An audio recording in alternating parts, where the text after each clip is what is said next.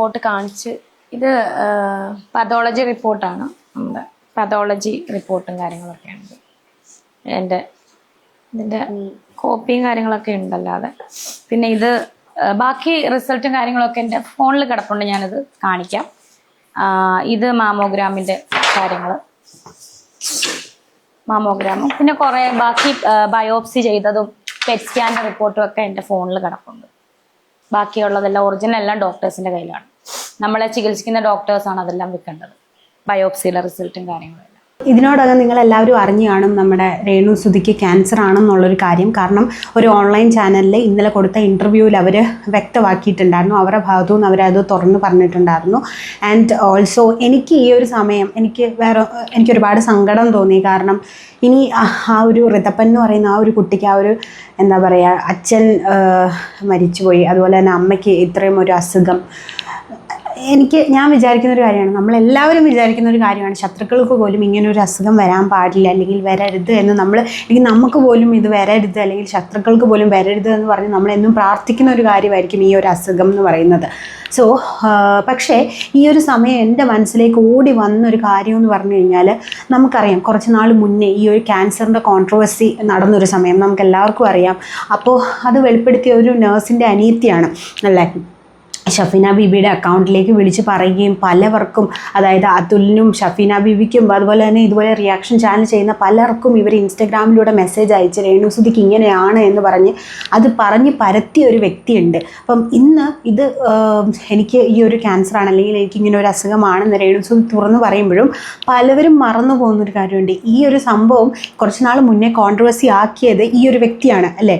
ഇങ്ങനെ ഒരു അസുഖമുണ്ടെന്ന് പറഞ്ഞ് പരത്തി ഭയങ്കര സന്തോഷത്തോടെ സംസാരിച്ചു കൊണ്ടിരുന്ന ഒരു വ്യക്തി ഉണ്ടായിരുന്നു. ഞാൻ അവരെക്കുറിച്ച് ഒരുപാട് വീഡിയോ ചെയ്തിട്ടുണ്ട്. അപ്പോൾ ബട്ട് രേണുവിൻ്റെ ക്യാൻസറിനെ കുറിച്ചിട്ടുള്ള കാര്യങ്ങളൊന്നും ഞാൻ ഒരുപാട് ചെയ്തിട്ടില്ല. പക്ഷേ ഈ ഒരു പെൺകുട്ടിക്ക് എതിരെയാണ് ഞാൻ സംസാരിച്ചത്. വീണ്ടും അത് തന്നെയാണ് എനിക്കിപ്പോഴും ഓർമ്മ വരുന്നത്. കാരണം ആ പെൺകുട്ടി പറഞ്ഞ കുറച്ച് കാര്യങ്ങൾ ഞാനൊന്ന് കേൾപ്പിച്ചു തരാം. എന്റെ ചേച്ചി പരിമല ഹോസ്പിറ്റലിലാണ് വർക്ക് ചെയ്യുന്നത്. രേണുസുധി അവിടെ വന്നപ്പോ അതിന് മുന്നത്തെ ഒരാഴ്ച മുന്നേ വന്നിട്ടുണ്ടായിരുന്നു. അപ്പൊ അത് ഞങ്ങളോട് പറഞ്ഞു, അടുത്ത വട്ടം വന്നപ്പോ പറഞ്ഞു എടി രേണുസുധി ഇവിടെ ഉണ്ട്, അപ്പൊ ഞങ്ങൾ വിളിച്ചോണ്ടിരിക്കുകയായിരുന്നു. അപ്പൊ ഇവിടെ വന്നെന്ന് പറഞ്ഞു. അപ്പഴാ പറഞ്ഞു ഞാൻ നിങ്ങളുടെ ഈ ഇത് വീഡിയോ വെക്കുന്നതിന് നിങ്ങൾക്ക് കുഴപ്പമുണ്ടോ? അയ്യോ എന്ത് വീഡിയോ വെക്കും വെക്കല്ലോ. ഓക്കെ, നിങ്ങൾ പറഞ്ഞോ. അല്ല ഞാൻ പറയാം. അപ്പൊ ഉണ്ട് പെറ്റ് സ്കാനിങ്ങിന് വന്നയാന്ന് പറഞ്ഞു. അപ്പൊ എന്റെ അനിയത്തി വിചാരിച്ച് പെറ്റെന്ന് വെച്ചാൽ അവിടെ പെറ്റിനെ കൊണ്ടങ്ങാന്ന് വന്നയാന്ന് വിചാരിച്ചു. അപ്പൊ ചോദിച്ചു എന്താന്ന് വെച്ചപ്പോ അല്ല പെറ്റ് അവിടെ പരിമല ഹോസ്പിറ്റലിൽ അതിന് പെറ്റുണ്ടോ സ്കാൻ ചെയ്യാൻ? പെറ്റ് സ്കാനിങ് പെറ്റെന്നല്ല പറഞ്ഞു, പെറ്റ് സ്കാനിങ് എന്നല്ല പറഞ്ഞു. പെറ്റ് സ്കാനിങ് എന്ന് വെച്ച് കഴിഞ്ഞാൽ നമ്മൾ ക്യാൻസർ ഉണ്ടോ അത് എത്രത്തോളം വ്യാപിച്ചൊക്കെ അറിയാമെന്നാണ് പെറ്റ് സ്കാനിങ്.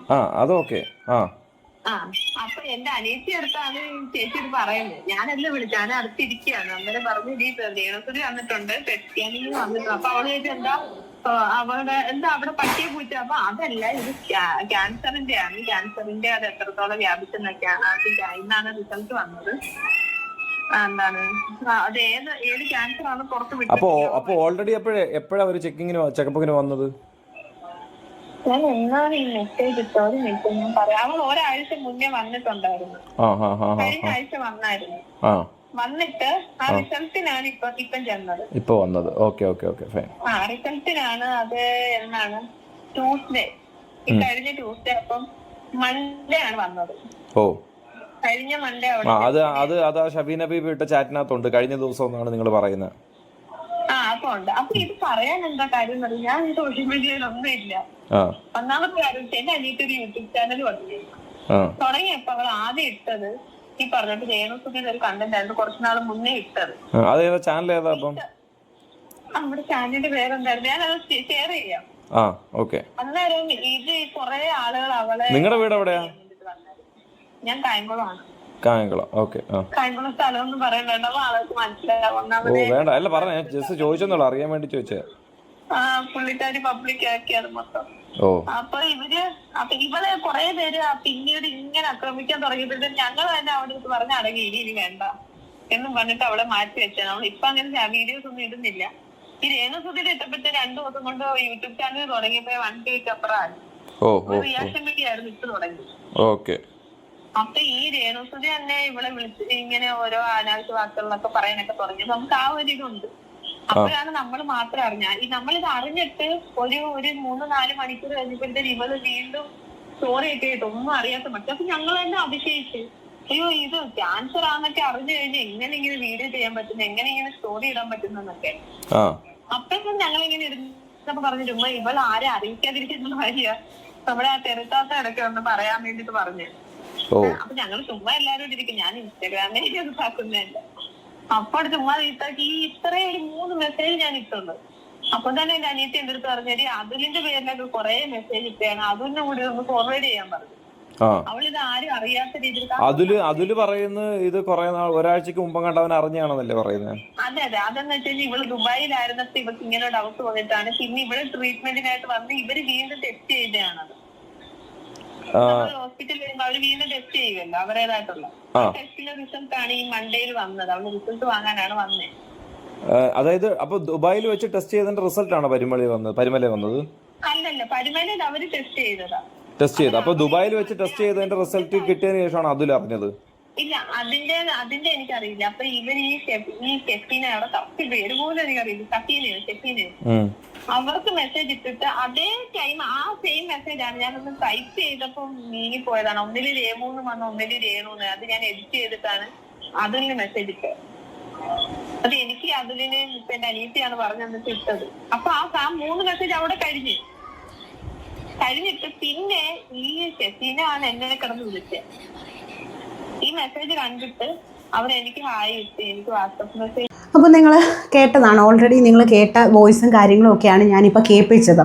ശരിക്കും പറഞ്ഞാൽ എനിക്ക് ഇപ്പോൾ രേണുസുതി ഇത് വെളിപ്പെടുത്തി കഴിഞ്ഞപ്പം എനിക്ക് ഭയങ്കരമായിട്ട് ഏറ്റവും കൂടുതൽ ദേഷ്യവും അരിശവും കാര്യങ്ങളും ഒക്കെ തോന്നിയത് ഈ ഒരു വ്യക്തിയോടാണ്, അല്ലെങ്കിൽ ഇവരോടാണ് എനിക്ക് ഭയങ്കരമായിട്ട് ദേഷ്യം തോന്നിയത്. കാരണം നമ്മൾ പലരും വിചാരിച്ചിരുന്നു, അല്ലെങ്കിൽ കുറച്ച് ആൾക്കാരൊക്കെ മെസ്സേജസും കാര്യങ്ങളും ഒക്കെ ഷെയർ ചെയ്തിട്ടുണ്ടായിരുന്നു. അതായത് രേണുസുതി ഇത് ഉണ്ടാക്കിയതാണ്, അല്ലെങ്കിൽ അവർക്ക് ഇങ്ങനൊരു ക്യാൻസറും കാര്യങ്ങളും ഒന്നുമില്ല. കാരണം ആ ഒരു സമയം കഴിഞ്ഞതിന് ശേഷം അവർ ഒരുപാട് റീലുകൾ ചെയ്യുന്നുണ്ടായിരുന്നു, ഒരുപാട് ഡാൻസുകൾ ചെയ്യുന്നുണ്ട്, സബ്സ്ക്രിപ്ഷൻ്റെ കോൺട്രവേഴ്സി ഒക്കെ അതിൻ്റെ ഇടയ്ക്ക് കുറേ നടക്കുന്നുണ്ടായിരുന്നു. അപ്പോൾ കുറേ ആൾക്കാർ പറയുന്നുണ്ട് സബ്സ്ക്രിപ്ഷനിൽ വന്നിട്ട് നെഗറ്റീവ് കിട്ടിയത് കൊണ്ട് അത് പോസിറ്റീവ് ആക്കാൻ വേണ്ടിയിട്ടാണ് ഇവർ ഇങ്ങനൊരു കോണ്ടന്റ് ഉണ്ടാക്കിയത്, അല്ലെങ്കിൽ ഇപ്പോൾ ഇവരുടെ തന്നെ ഒരാളായിരുന്നു ഇങ്ങനെ വെളിപ്പെടുത്തിയതെന്നൊക്കെ പറഞ്ഞിട്ട് അങ്ങനത്തെ ചെറിയൊരു ന്യൂസും കാര്യങ്ങളും ഒക്കെ ആ ഒരു ടൈമിൽ പരക്കുന്നുണ്ടായിരുന്നു. പക്ഷേ ഇപ്പോൾ രേണുസുതി ഇത് സത്യമാണ് എന്ന് പറഞ്ഞു വന്നപ്പം ശരിക്കും പറഞ്ഞാൽ ഇവരിത് വന്ന് സംസാരിച്ചു, അല്ലെങ്കിൽ ഇതൊരു കോൺട്രവേഴ്സി ആക്കി ഇത്രയും ആൾക്കാരുടെ അടുത്ത് ഇങ്ങനെ സംസാരിച്ചാൽ അത് ശരിക്കും പറഞ്ഞാൽ ഒരു മനുഷ്യൻ്റെ ഒരു നിസ്സഹായാവസ്ഥ, അല്ലെങ്കിൽ ഒരു മനുഷ്യൻ്റെ ഏറ്റവും ഒരു ബാഡ് സിറ്റുവേഷനെ ഇവർ കൊണ്ടുവന്ന് പബ്ലിക്കിലേക്ക് പറഞ്ഞിട്ട് ഇവിടെ പല യൂട്യൂബേഴ്സും ഈ സംഭവങ്ങൾ അറിഞ്ഞതാണ്.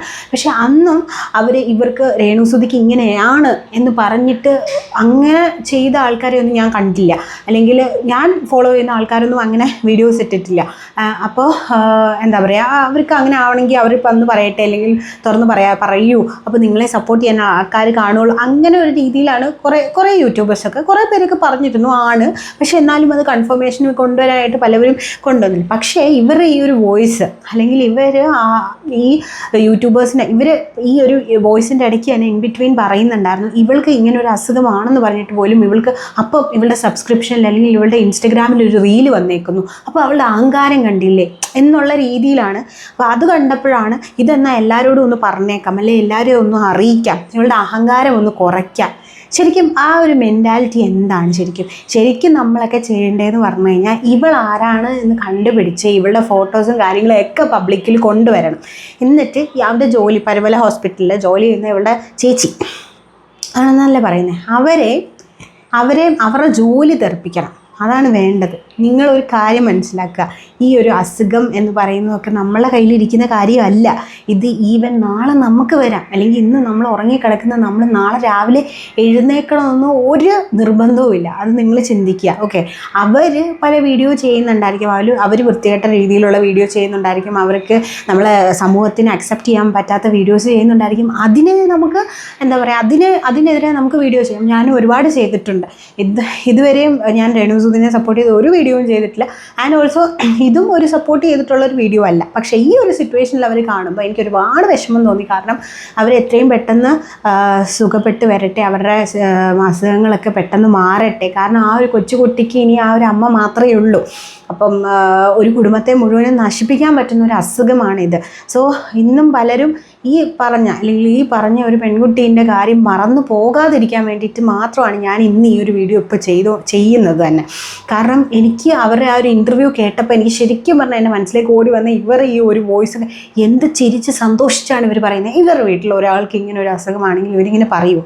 ഒരിക്കലും ഇല്ല. ഒരിക്കലും അത്ര ചിരിച്ച് സന്തോഷിച്ച് പറയില്ലേ.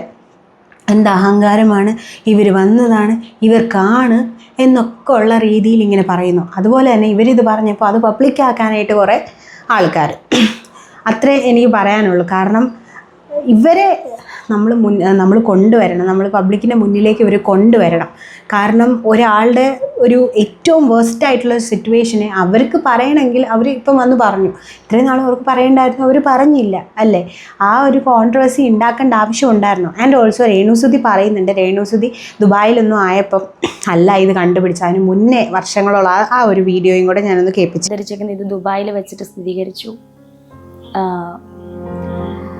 സ്ഥിരീകരിച്ചിട്ട് അവിടെ വെച്ച് ക്യാൻസർ ആണെന്ന് അറിഞ്ഞു. അങ്ങനെയൊന്നുമില്ല, അങ്ങനെ ഒരു സംഭവമേ അല്ല ഇത്. സത്യം പറഞ്ഞാൽ ഇത് ഞാൻ ഇങ്ങനെ ഒരു ബ്രസ്റ്റിലൊരു മുഴ എൻ്റെ ശ്രദ്ധയിൽപ്പെട്ടത് എനിക്ക് 15 വയസ്സുള്ളപ്പോഴാണ്. വീട്ടിൽ പറഞ്ഞിട്ടില്ല, ഞാൻ അങ്ങനെ അസുഖമെന്ന് അങ്ങനെ പറയുന്ന ഒരാളല്ല കുഞ്ഞിലെ തൊട്ടേ. അപ്പം നമ്മുടെ കോട്ടയം മെഡിക്കൽ കോളേജിൽ തന്നെ കൊണ്ട് ഡോക്ടർ അന്ന് അത് ഒരു 15-16 വർഷം മുന്നത്തെ കാര്യമാണ്. നേരം എൻ്റെ അടുത്ത് ഡോക്ടർ പറഞ്ഞത് ഇതിങ്ങനെ വെക്കരുത്, ഇപ്പം ഇതിന് വലിയ പ്രശ്നമില്ല, അത് ഫ്യൂച്ചറിൽ ക്യാൻസർ ആകും. അപ്പം ആ സമയത്ത് എനിക്ക് മറ്റൊരു ഓപ്പറേഷൻ കഴിഞ്ഞിട്ട് നിൽക്കുക, വേറൊന്നുമല്ല, അപ്പൻഡിസൈറ്റിസിൻ്റെ ഓപ്പറേഷൻ. അപ്പോൾ അതിച്ചിരി പെയിൻഫുള്ളായിരുന്നു. അതുപോലെ നട്ടലിന് ഇഞ്ചക്ഷനൊക്കെ എടുത്തിട്ടായിരുന്നു ചെയ്തത്. അപ്പം ഞാൻ ആ ഒരു പേടി മൂലം ഞാനിത് വീട്ടിൽ പറഞ്ഞില്ല. സുധിച്ചേട്ടൻ്റെ മരണശേഷം കുറേ നാളുകൾക്ക് ശേഷം നമ്മൾ ഈ ഒരു നമുക്കറിയാം ബ്രസ്റ്റ് ക്യാൻസർ, ഈ ഒരു മുഴ വരുമ്പോൾ നമുക്ക് ബ്രസ്റ്റിന് ആകൃതിയിലൊക്കെ വ്യത്യാസം വരും. അപ്പോൾ അത് എൻ്റെ ശ്രദ്ധയിൽപ്പെട്ടായിരുന്നു. അങ്ങനെ സ്കാൻ ചെയ്തിട്ട് ഡോക്ടറിന് ഡൗട്ടായി. അങ്ങനെ മാമോഗ്രാമിലൂടെ സംശയം തോന്നി ഡോക്ടറെ വീണ്ടും വിളിപ്പിച്ചു. ബയോപ്സി എടുത്ത റിസൾട്ടും ഞാൻ ഒറ്റയ്ക്കാണ് ചെന്ന് മേടിക്കുന്നത്. അപ്പോൾ എന്നോട് പറഞ്ഞു ക്യാൻസർ ആണെന്ന് പറഞ്ഞു. നമ്മുടെ ശത്രുക്കൾക്ക് പോലും ഇങ്ങനൊരവസ്ഥ നമുക്കറിയാം. അതിൻ്റെ ബുദ്ധിമുട്ടും വിഷമം പറയുന്നുണ്ട്. അതായത് കുഞ്ഞിലെ മുതലൊരു മുഴ ഉണ്ടായിരുന്നു. അപ്പോൾ അത് അന്ന് പ്രോപ്പറായിട്ട് ട്രീറ്റ് ചെയ്യാത്തത് കൊണ്ടാണ് ഇപ്പോൾ ഈ ഒരു 3rd സ്റ്റേജ് കഴിയാറായിട്ട് നിൽക്കുകയാണ് അങ്ങനെ രേണു ഇപ്പോൾ പറയുന്നത്. ശരിക്കും എനിക്ക് എന്താ പറയേണ്ടതെന്ന് അറിയില്ല. എനിക്ക് ഫുൾ ദേഷ്യമോ അല്ലെങ്കിൽ ഒരു അരിശോ ഒക്കെ തോന്നുന്നത് എന്താണെന്ന് പറയട്ടെ, ഈ നേഴ്സിൻ്റെ അടുത്താണ്. ഈ നേഴ്സ് ഇപ്പോൾ ഈ ആദ്യം ഞാനൊരു വോയിസ് കേട്ടില്ലേ, അവരുടെ അടുത്താണ്. കാരണം പലപ്പോഴും നമ്മളൊക്കെ വിചാരിക്കും ദൈവത്തിൻ്റെ മാലാഖമാരാണ് നേഴ്സുമാരെന്നൊക്കെ. അവർക്കൊക്കെ നാണക്കേടും മാനക്കേടും ഒക്കെ ആയിട്ടാണ് ഈ ഒരു പെണ്ണിനെ ഇവർ ഇനി മുതൽ നേഴ്സിൻ്റെ ജോലിയോ അല്ലെങ്കിൽ നേഴ്സിൻ്റെ ജോലി ചെയ്യാൻ അർഹയല്ല. എന്ത് സന്തോഷിച്ച് എന്ത് ചിരിച്ച് നിങ്ങളുടെ വീട്ടിൽ ഒരാൾക്കാണെങ്കിൽ നിങ്ങളിങ്ങനെ സംസാരിക്കും. അപ്പം എല്ലാവരും ഇവരാരാണോ ഇവരെ കണ്ടുപിടിച്ച് കൊണ്ടുവരണം. ഇവരെ ഫോട്ടോസ് വീഡിയോസ് ആർക്കെങ്കിലും ഉണ്ടെങ്കിൽ ഷെയർ ചെയ്യണം. കാരണം അവരെ ആ ഒരു ഹോസ്പിറ്റലിൽ നിന്ന് ഡിസ്മിസ് ചെയ്യണം. അതെൻ്റെ ഒരു ഹമ്പിൾ റിക്വസ്റ്റാണ്. അപ്പം നമ്മളിപ്പോൾ ഇത് അറിഞ്ഞ സ്ഥിതിക്ക്, കാരണം ഇങ്ങനെ നമ്മൾ ഒരിക്കലും പറയാൻ പാടില്ല, ഒരിക്കലും പറയാൻ പാടില്ല. ഞാൻ ഇന്നലെ രേണുസുതി ആ ഒരു വീഡിയോയിൽ സംസാരിക്കുന്നതിന് തൊട്ട് മുന്നേ വരെ ഞാൻ വിശ്വസിച്ചിരുന്നില്ല അവർക്ക് ക്യാൻസർ ആണെന്നുള്ളത്. അപ്പോൾ ഞാൻ വിശ്വസിച്ചിരുന്നത് this is for a content, അതൊരു കണ്ടൻ്റ് ആയിരിക്കും എന്ന് ഞാൻ പലപ്പോഴും ചിന്തിച്ചു പോയിരുന്നു. അപ്പം ഞാനും അതൊരു വീഡിയോ ചെയ്തിരുന്നു, രേണു അത് നിങ്ങൾക്ക് അങ്ങനെയാണെങ്കിൽ നിങ്ങൾ അത് വെച്ചിട്ടൊരു കണ്ടൻറ്റ് ഉണ്ടാക്കരുത് എന്നുള്ള രീതിയിൽ ഞാനൊരു വീഡിയോ ചെയ്തിട്ടുണ്ട്. നിങ്ങൾ വേണമെങ്കിൽ എൻ്റെ ചാനൽ നോക്കാം. സോ മറ്റൊരാളുടെ ഈ ഒരു സിറ്റുവേഷൻ ഇങ്ങനെ പറഞ്ഞ് സന്തോഷിച്ച് ചിരിച്ച് ഇൻ ബിറ്റ്വീൻ അവർ ആ വോയിസിൽ പറയുന്നുണ്ട്. അവൾക്ക് അത് അറിഞ്ഞിട്ട് പോലും അവൾക്കൊരു കുഴപ്പമില്ല. അവൾ അപ്പം തന്നെ 1 മിനിറ്റ് കഴിയുമ്പോഴത്തേക്ക് അവരുടെ റീലിട്ടുവാണ്. ഇവരുടെ യൂട്യൂബ് ചാനലിൽ രേണുവിനെ കുറിച്ചിട്ടൊരു വീഡിയോ ചെയ്തപ്പം പെട്ടെന്ന് തന്നെ ചാനലൊരു 1K ആയി. അപ്പോൾ രേണു ഒരുപാട് ഇവരോട് എതിർത്തിട്ടുണ്ടായിരുന്നു. അപ്പോൾ ആ ഒരു ഇതാണ് തിരിച്ച് അവർ ചെയ്തത് എന്നുള്ളത്. അവിടെ രേണു ഇവരും തമ്മിൽ ഒരു വ്യത്യാസവും ഇല്ല. സോ എന്തായാലും ഈ ഒരു പെൺകുട്ടിയുടെ കാര്യം എല്ലാവരും കുത്തിപ്പൊക്കിക്കൊണ്ട് വരിക, അവരെ മുന്നോട്ട് കൊണ്ടുവരിക. ഇതുപോലെയുള്ള വിഷങ്ങളൊക്കെ ഒരു നേഴ്സായിട്ട് ജോലി ചെയ്യാൻ അർഹയല്ല എന്ന് തന്നെയാണ് എനിക്ക് പറയാനുള്ളത്. ഇപ്പോൾ കായംകുളത്ത് എവിടെയാണ് ഇവരുടെ പേര്, പരിമല ഹോസ്പിറ്റലിലാണ് ഇവർ നേഴ്സായിട്ട് ഇവരുടെ ചേച്ചി വർക്ക് ചെയ്യുന്നത്. സോ അത്രയും എനിക്ക് ഓൺലൈനിൽ നിന്നും മീഡിയാസിൽ നിന്ന് അല്ലെങ്കിൽ യൂട്യൂബ് ചാനലിൽ നിന്ന് കിട്ടിയ ഡീറ്റെയിൽസ് മാത്രമേ എനിക്ക് അറിയത്തുള്ളൂ. പക്ഷേ I will try my best for that. അപ്പം അടുത്തൊരു വീഡിയോ ആയിട്ട് ഞാൻ ഓടി വരാം. എൻ്റെ വീഡിയോ ഇഷ്ടപ്പെട്ടെങ്കിൽ ലൈക്കും ഷെയറും കമൻറ്റും ഒക്കെ ചെയ്യാം.